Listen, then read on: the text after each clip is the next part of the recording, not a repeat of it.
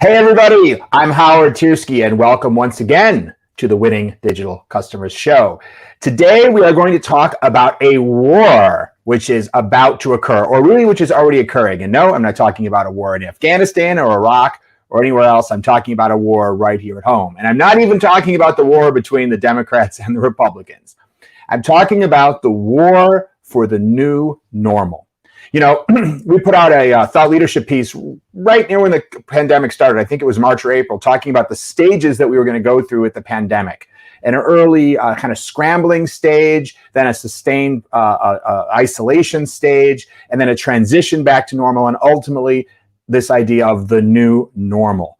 And in fact, at some point I should reissue that infographic because it was extremely accurate, except that it tried to indicate a rough guess of how long each phase might take. And of course, we underestimated how long the isolation period would be for the pandemic, unfortunately.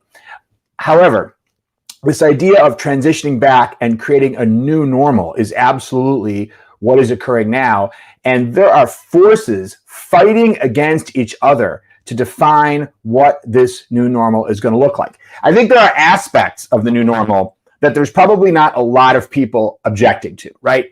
It will be great when we don't have to walk around wearing masks anymore. I know today, at the moment, there's still people debating whether we should be wearing them or not, but that's because we're in a period of transition. But I don't think there's any forces saying permanently for the future, we would like everyone to go around all the time wearing surgical masks. I think that we have nearly unanimous agreement that it'll be wonderful when we can eliminate that. And of course, that's an example of a new normal, which goes back to the way it was before. There are certain aspects of life that were made less convenient by the pandemic, and we are looking forward to things feeling like they're the way they were pre-pandemic. Of course, there are other things, other behaviors that people have engaged in that they may really have liked during the pandemic. They may not have liked the pandemic overall, but they adapted in certain ways and they learned new behaviors and new ways of getting things done. Perhaps, for example, ordering their groceries via Instacart or another similar service, or using things like Uber Eats and a DoorDash so that the only things you got by delivery weren't just pizza and Chinese food. And perhaps those are things that for many people, they want to keep. They're not going to go back to the way things were before. So the new normal will no doubt be a blend of things that look like the way it was before and things that are some kind of new force. And I think in each domain, we're going to see these forces pushing, some pushing to go forward, meaning to take the changes that were made during the pandemic, some of which were forced changes because we had certain constraints put upon us, like times we couldn't leave our house or we couldn't go to work or go to school. And there are those that will say some of those changes are great and we should continue to push them forward, even when the pandemic restrictions are no longer necessary. And there are other things and other forces for any given change that some folks are trying to pull back to the way it was pre-pandemic. Again, I don't mean to necessarily say that either is good or bad. Again, I'll be very happy to go back to not wearing a mask. But this is the war. This is the battle that we're going to see. And I want to talk a little bit about some of the areas, some of the battles, some of the battlefields that we're going to see around this war. And I can't necessarily tell you what the outcome of the war will be, but I think it's important for all of us in business to be mindful of the fact that this war, this struggle is going on because the outcome of a variety of these battles, which I'm just about to talk about, are going to possibly impact your business. And I'll explain why as we go through. But for a moment, just a little bit of history as another example of this idea of going forward or back.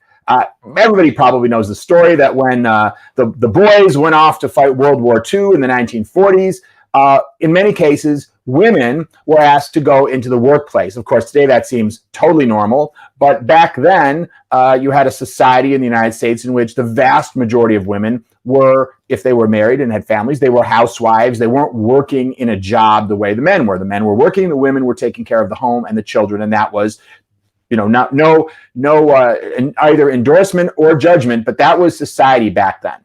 Now, what happened when the men went off to war is that the country had a huge problem, which is that they needed to continue to get things done, right? Food still needed to be produced. And in fact, additional things needed to be done, right? Military weapons, and you can see in the picture, if you can see it, bullets needed to be manufactured. And a large percentage of the men were not there to do it. They were off at war. And so there were huge efforts to persuade women to leave the home and to come to work. Just like we've had to persuade people during this pandemic to change their behaviors based on what was necessary for our society during the pandemic. And so that's what happened during World War II. Women all of a sudden were in the workplace at a much, much higher level than ever before. Now, you might ask, well, what happened when the men came back from war? Well, at one level, and I think this is an interesting little case study before we get into the COVID new normal, because I think we all know that today, women in the workplace is completely normal, completely common, just as common as men in the workplace. And this idea that was pre-World War II is gone now vast majority of people and in the vast majority of communities and mindsets here in the United States, with perhaps just a few outskirt exceptions. But let's look at what actually happened in terms of the numbers. This is a graph that shows the number of women working. This particular graph is just showing electrical manufacturing jobs, right? But consider it a proxy for the larger world of working women. So you can see, if you look from the left of the graph, it starts a very low number of women. And around the time that the war began, you see a continuous climb of more and more and more women who are working in these electrical manufacturing factories, because the need was there, and they continue to increase and increase and increase. And then you see that huge drop off. That's the end of the war. And what happened at the end of the war is, in many cases, and it wasn't consistent across all industries or all factories, but in many cases what happened is the men came back, and now they wanted their jobs. The women were in all these jobs. And so what happened, in many cases, the women were fired or laid off or let go or encouraged to go back home, to go back. And the men were given the jobs as they came back from the war. Of course, there's always a variety of examples and exceptions, but that was the sort of general trend. And you can see it in the graph. You can see it went up during the war. Then the war ends, and there's a pretty quick drop off. Of course, it took a little time for all the boys to come back from the war. So that's why you see this sort of period of time, a few quarters, I guess that is, or 6 months, during which you see this drop off. But then what happens next? You see a steady climb upward, and within a couple of years, and I think this graph only goes through 1952 or something like this. So this isn't all the way to present day. This is just showing, this whole graph is only showing about a 15-year period. So you can see, of course, that even though as soon as the forcing function of the war was over, things did retreat, but then they sprang back again, because, of course, society had learned that women in the workplace was a positive thing for many reasons. It was positive for women. It was positive for companies. And so ultimately, even though there was a momentary or a brief reset back or direction back, although you can see it never went as low as it was before the war, but it went pretty low compared to where it had been at its peak. But then, of course, it climbed back up again. So I'm not saying that's exactly what's going to happen with these different battles that we're going to have around our pandemic new normal, but that's an interesting case study, I thought, and perhaps a little different than you might have believed. You might have thought that once the women were in the factories, they stayed forever. And that's not precisely true. It's kind of true if you zoom all the way out. But if you look at the details year by year and quarter by quarter, it was slightly different from that. So the reality is that in every single one of these questions, and we're going to get to them right now, there's can be a winner and a loser. I mean, after all, if the boys come back from war and they want their jobs back and the women are in the jobs, well, you've now got a supply and demand issue, right? You've got more people who want the jobs. And so what does that mean? It could mean lower wages. It could mean you have to compete with more people for a given position. It could mean more unemployment for men because there's only so many jobs and the women are taking the jobs. So, I don't want to say that in every situation there's a winner and a loser, but usually there's somebody who benefits from going backward and somebody who benefits from going forward, hence the war. Hence the fact that as we look at these different areas, there are different interests that will be best served by going in one direction or another. So let's look at what some of these are. Probably the biggest one that everyone's talking about right now is the work from home trend. Of course, during COVID, the vast majority of people started working from home. Of course, there are certain jobs you can't do from home. You can't really be a dentist from home. You can't really work in a slaughterhouse from home. But certainly for what we would traditionally call white collar jobs, office jobs, knowledge work jobs, which is a huge percentage of the American economy, everyone started working from home. And the amazing thing that I think, and I talked to dozens and dozens and dozens of companies about this, is it actually went really well. The vast majority of companies would say, we were shocked at how quickly we were able to adapt and how productive our teams were able to be using digital tools to collaborate, share files, do Zoom conferencing, those types of things. While, of course, there were things lost, there were downsides by and large. people were wildly productive, and it was sort of a very successful experiment, albeit a forced experiment. But now that the reasons for having to work from home are being lifted, we see this dichotomy. We see some companies who are saying, all right, summer's over, everyone back to the office. Famously, Morgan Stanley is one of the ones at the front of this, very often in the news with their proclamations that their employees all need to be back to their desk. They don't want to be in any kind of a permanent work from home model. And at the same time, I see, and they're not the only ones, by the way. I have a number of clients that are in the same situation. They're working hard. Their human resources departments are having to kind of lay down the law and say, we want people back in the office, because they believe that there's some level of productivity, there's some level of collaboration that is important for the business's success that is lost when people are mostly working from home. At the same time, there are many other companies who are taking the mindset that, wow, we can save a fortune on real estate, particularly if their offices are in a major metropolitan area. Like I live in the New York City area, where commercial real estate is extremely expensive. So if a company says, hey, we had 200,000 square feet of Manhattan office space, and we can take that down to 20,000 square feet, we can save millions of dollars a year. So other companies are saying, we don't want everyone to go back to the office. This has worked well. We're going to double down on this. We're going to give our employees the benefits of being able to work from home more of the time. And we are going to take some of the economic benefits as well. Of course, that doesn't mean people would never be in the office, but that they're going to continue moving forward on a model where work from home is not just a thing you do very, very occasionally when you're getting over the flu or you've just had a baby, but rather something that is a major part of how work gets done.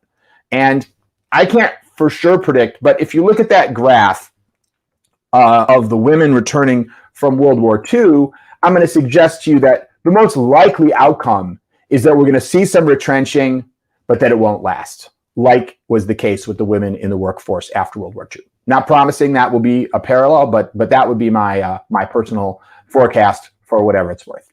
That and a nickel. Well, a nickel won't buy you anything, will it? But that and $2 will get you on the subway. Okay, moving on. Another one is telemedicine. I think traditionally most people didn't even consider being able to have a doctor's visit via Zoom, or there's healthcare specific platforms like Doxy and others. And of course, there are some types of doctor visits that this would never work for. If you're going to have a wart removed with a laser, they're not going to be able to do that over Zoom, at least not yet. But there are a lot of types of medical consultations that can be done remotely. And I'll use my wife as an example. She's a psychologist. So she was seeing a large number of patients completely via Zoom for more than a year. And one of the reasons that she was able to do this is because the insurance companies permitted it. Because prior to COVID, she was not allowed. I mean, the insurance companies don't care if you see a patient via Zoom as long as they're not paying for it. But the insurance policies, by and large, did not permit my wife, and she works with a number of major insurance companies, to see patients via Zoom or via telephone. So it really wasn't an option if the patient was on insurance, and most of her patients are.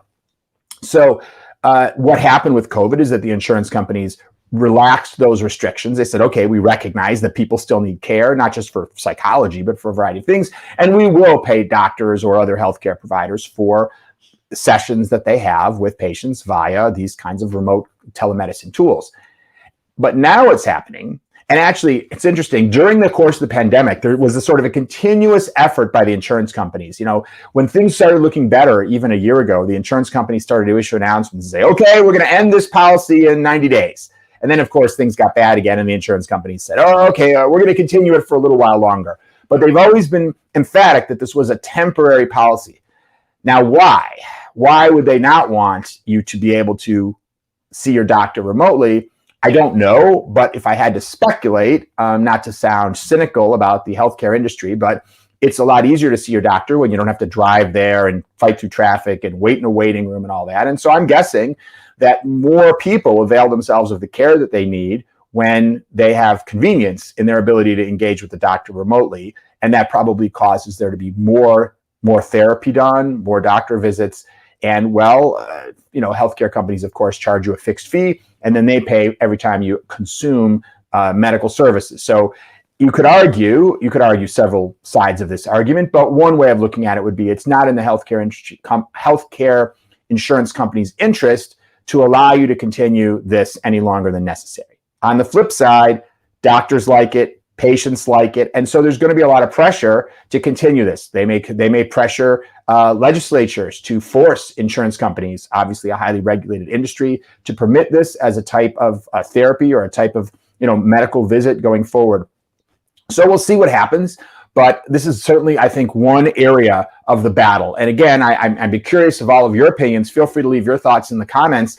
It's always hard to be the one who's standing there trying to stop the flow of progress. I think there's a lot of history that says that is not usually a winning proposition. So will healthcare companies be able to go back, put the genie back in the bottle? I mean, I don't know. But I think this space of telemedicine is another example of this war for the new normal. Let's move on. Outdoor dining. So, of course, I remember 25 years ago being in Paris at a little outdoor cafe, and it was lovely. Or certainly in New York City, where I live, there have for some time been a variety of places where you could dine outdoors. So the idea of outdoor dining is, of course, not new. But what occurred during COVID was because restaurants could not serve food indoors, or now they can, but many diners are not comfortable with it, they were allowed to set up outdoor seating in places and areas where they previously were not permitted to. For example, if you have a restaurant in New York City, you can't just decide to set up tables on the sidewalk.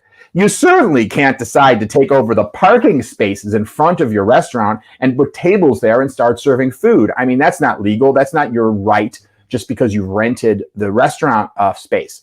However, during COVID, that is exactly what was permitted. And the city allowed restaurants to move into what was essentially public space in front of the restaurants to create outdoor seating so that people could go out to restaurants and so that restaurants could earn a living and survive. And you know what?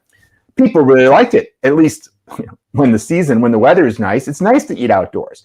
And so again, and of course, restaurants, now that many restaurants are allowed to have indoor seating as well, what restaurant wouldn't like to have all their indoor tables plus all their outdoor tables, right? They can serve more customers. There's less waiting for a table. It's great, except it holds up traffic because now, the street has been made narrower or they've taken over parking spaces. So there's less parking, or they're now clogging the sidewalk, and they may have other stores that aren't restaurants that are adjacent to them. And that could be creating a negative impact for those stores. So again, it's a war. There are some interests that benefit by continuing outdoor seating, and Mayor de Blasio in New York has announced that at least for some time, he's trying to make some of these outdoor seating allowances permanent in New York City. But that may not be the same thing that happens in every city because, again, there are winners and losers. So I think this area of outdoor dining and what's going to continue to be permitted, particularly in urban areas, if it's a suburban area and it's a diner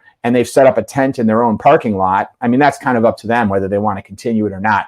But in urban areas, where a lot of best restaurants are, this issue of whether the cities will continue to permit it is going to be another battle in the war for the new normal. Here's another one, signatures.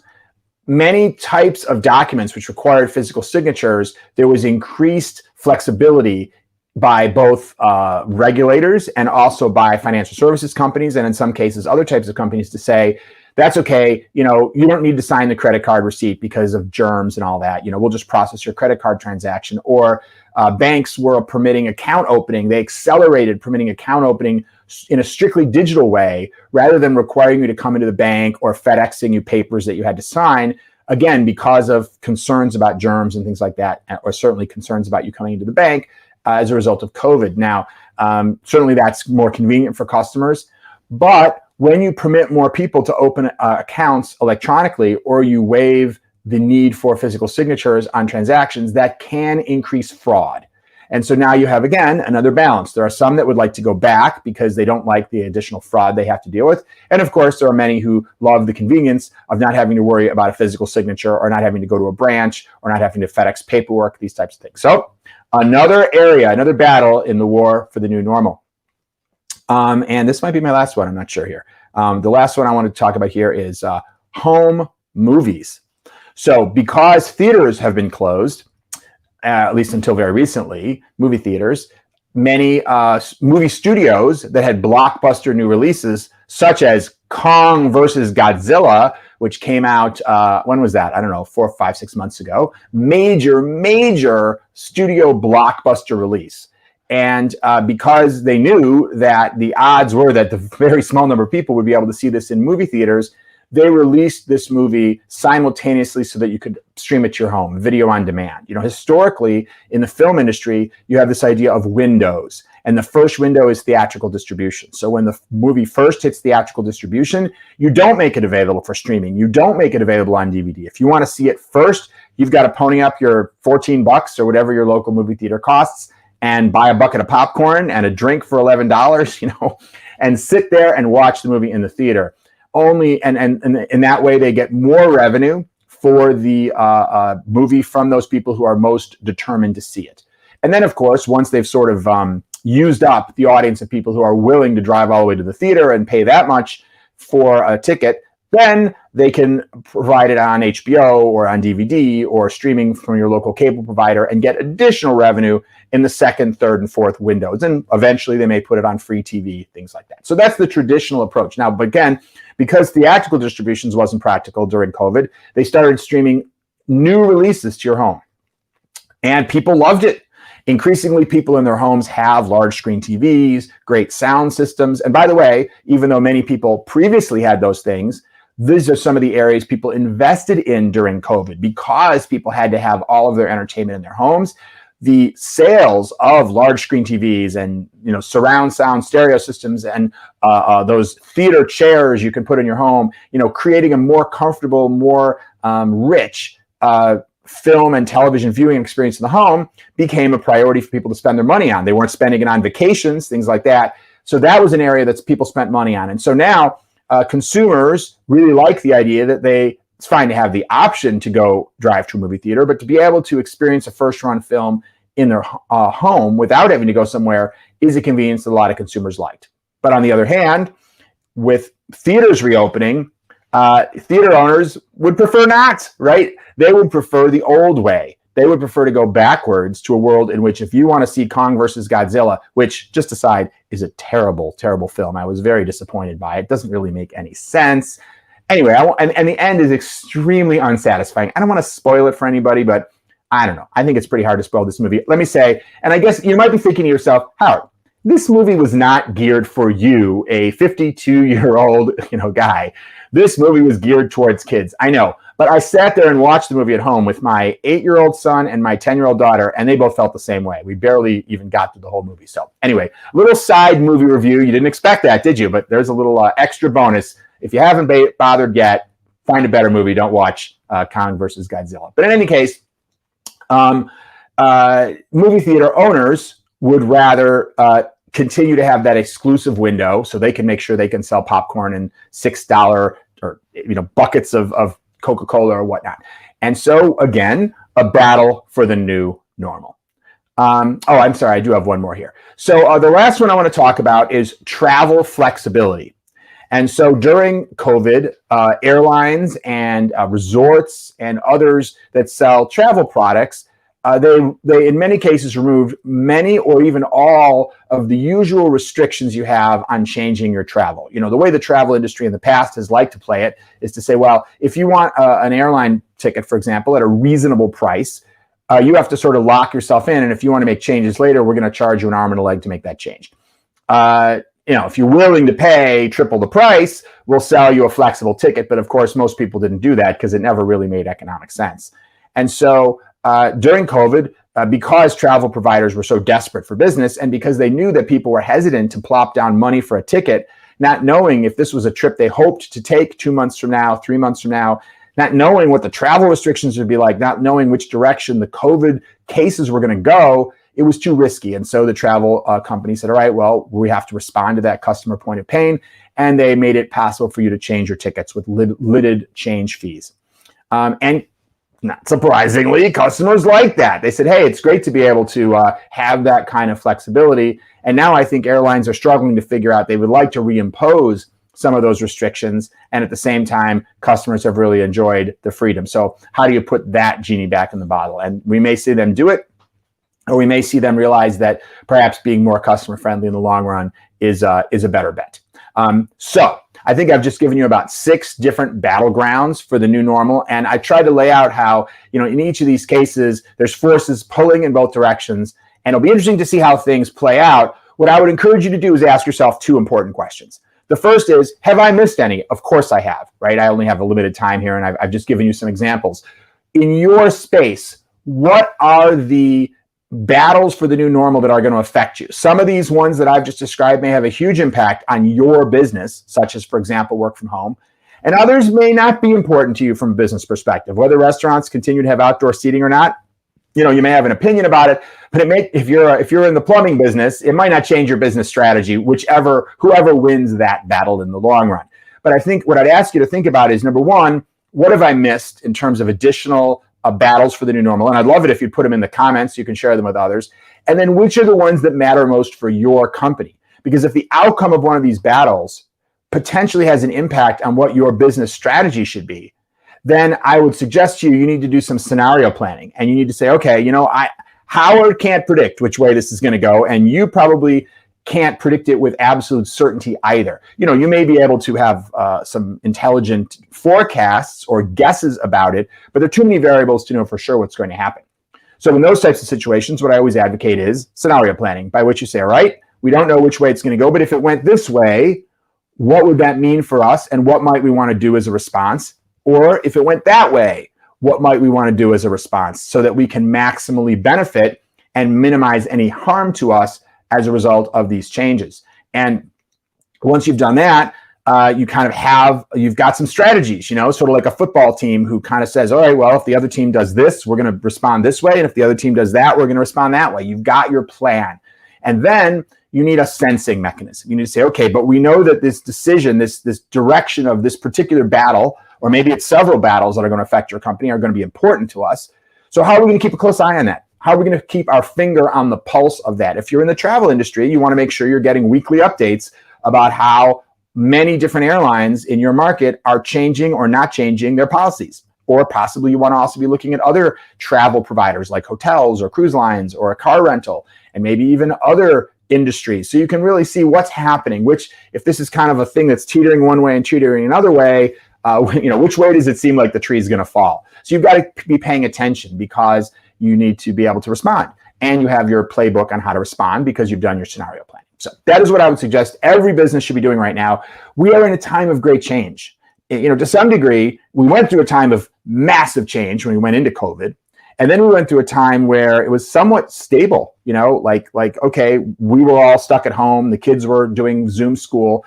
And so we had this temporary stability. And now as we define the new normal, we're going back into a time where everything is liminal. Everything can go one way or another, or at least many things. And so that's a time which both means great opportunity and potentially great risk as well. So hopefully this has been helpful, kind of brought to mind some of the battles that are out there. Think about the battles in your own world, in your own business, and create some plans, because none of us know exactly what's going to happen. Except if you do know, then put that in the comments as well. If you have a prediction that you are rock solid on, then let's share that with everybody else as well. I'd be fascinated to see what it is. Thanks for watching and listening to the Digital Customers Show. As always, I'm Howard Tiersky. Look forward to seeing you next time, and keep transforming.